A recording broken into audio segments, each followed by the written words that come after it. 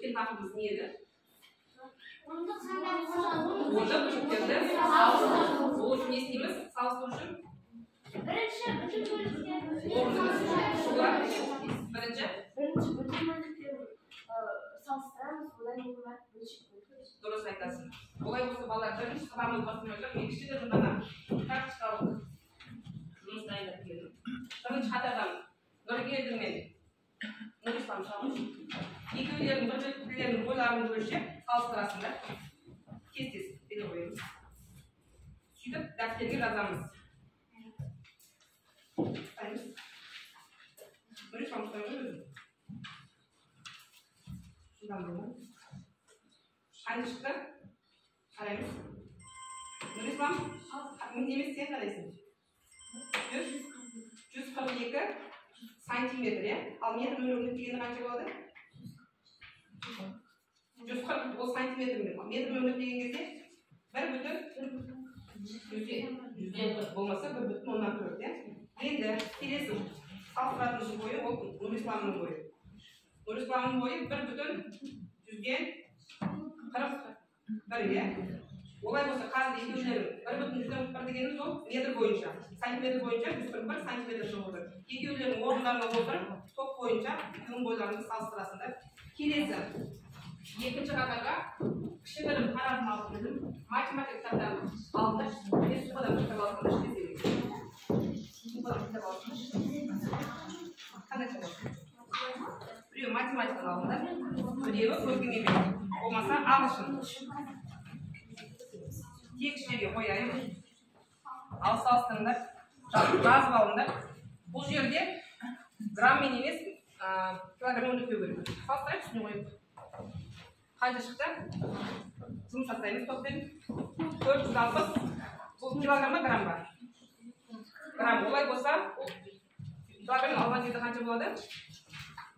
0,460. Бұл қазақ тілі кітап жазып алыңдар. Келесі екінші кітаптарды математиканы алайық. Өздеріңіз салыстырамыз. Үшінші топқа мен мынандай екі алма бердім. Бұл жерде қауышсын шараларын сақтау мақсатында мен өзім кесемін. Балалар тек қана көрсетіп берсе болды. Бұл жерде 1,4-тен 1 алманы шығару үшін не істейміз? 1,4-тен 1 алманы шығару үшін біріншісін дәл ортасына кесу керек еді. Екіншісіне тесу керек жоқ па? Екіншісі керек емес. Сосын тағы не істейміз? Келесін кесейін ба? Кесеміз, е? 1,4-тен 1 бөліктен қайсысы сонда? 1,4-тен 1 бөліктен. Айта ғой. Қайсысы? Ал көрсеңші. Біздің бірінші алмамыз болып саналады. Оның қайсысы 4-тен 1 бөлік? 4-тен 1 бөлігі кез келген біреуі алып көрсете ғой. Қалған жолдастарына.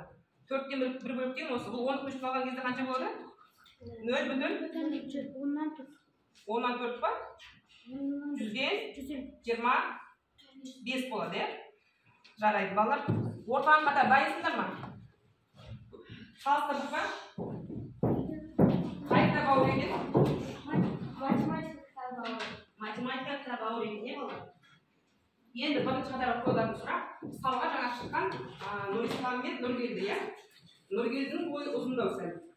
Біз Нұргелдінің бойының қаншалықты ұзын екенін білу үшін не істейміз? Қайда ғой? Нұргелдінің бойы Нұрисламның бойынан асың. Дұрыс айтасыз. Ол үшін бізге оның бөлшектерді азайып түсу керек, е? Келесі, екі кітаптың қайсысы ауыр екен, балалар? Математика ауыр екен. Олай болса, математика кітабының қанша грамға болмаса, нақты қанша шамаға үлкен екенін табу үшін не істейміз? Математиканың шыққан грамынан қазақ тілінен шыққан грамынан. Дұрыс айтасыздар. Ол үшін не істейміз? Оны бөлшектерді азайтып. Жарайды, балалар. Олай болса, бұл өтетін тақырыбымыз оны бөлшектерді қосу және азайту. Тақтаға жазып қоямыз. Бүгін кезекші тұра қойшы. Кезекші мәселесінде сыныпта қанша оқушы бар? Бізде 30 оқушы балалар, е? Жарайсыңдар балалар. Үйге қандай тапсырма берілді? Үйде нөмір 638-дің екіншісі мен 633-дің екіншісі. Ал сұрап жауап әдісі бойынша қалайшы?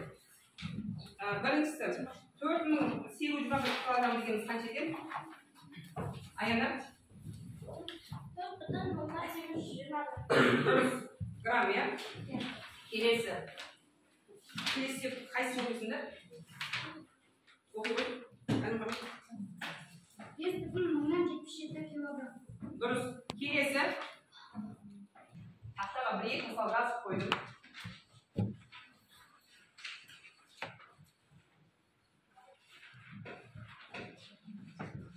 Sınıf жұмысы biraz bağlı. Psikoloji yazamız, psikoloji yazamız. Bugün kıskın 3. ayı. Biraz bağlı. Sınıf жұмысы 10'luk bölçeklerde kosu men azaytım.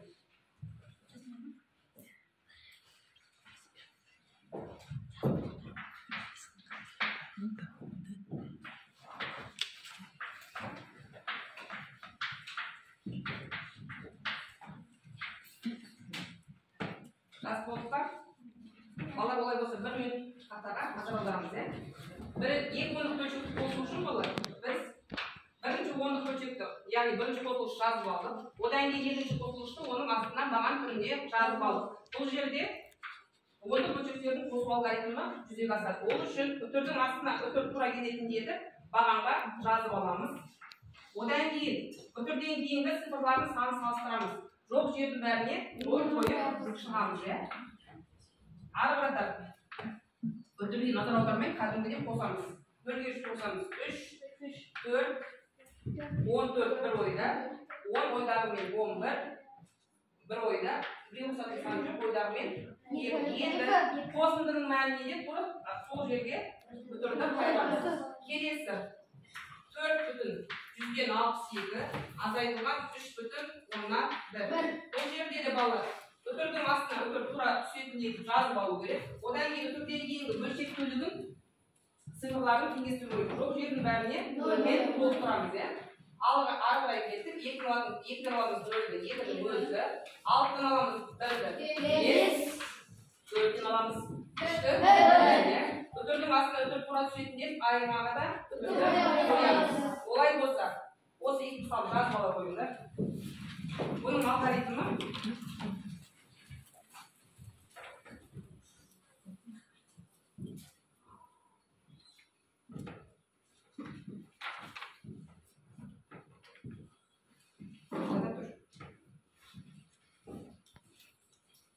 сонымен қатар балалар алгоритммен бірінші танысып алыңдар. 10'luk бөлшектерді қосып айтатын алгоритмі жаңа мен айтқан. Оның алдында сабақтың оқу бағдарламасына сәйкес оқу мақсаттары 10'luk бөлшектерді қосу мен азайтуды орындау.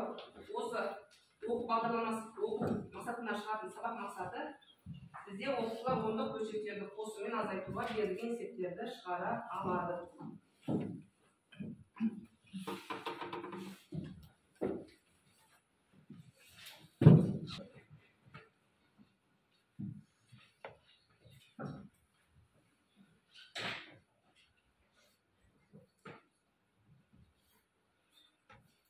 Кездейсоқ дөңгелек әдісі.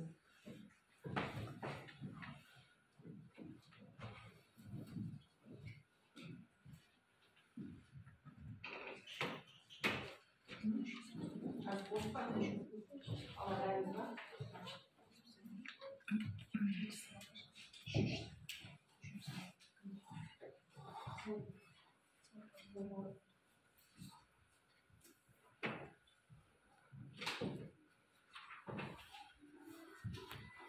Al ketip kalır.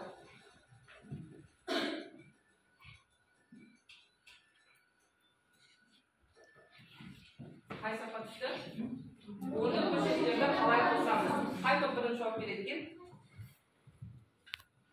Аяна. 10'luk bölçeklerinde birinci қосылғышпен екінші қосылғышты қосамыз. Баған түрін жазып аламыз, иә?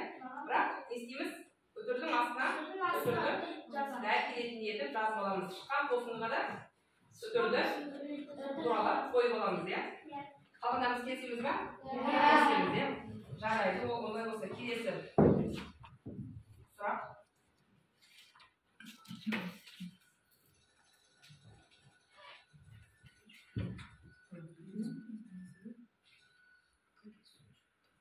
Ondық бөлшек дегеніміз не? Жарайды, 10'luk бөлшек. Мұхаммед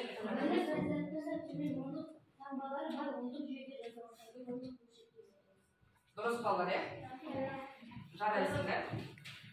Келесі сұрақ.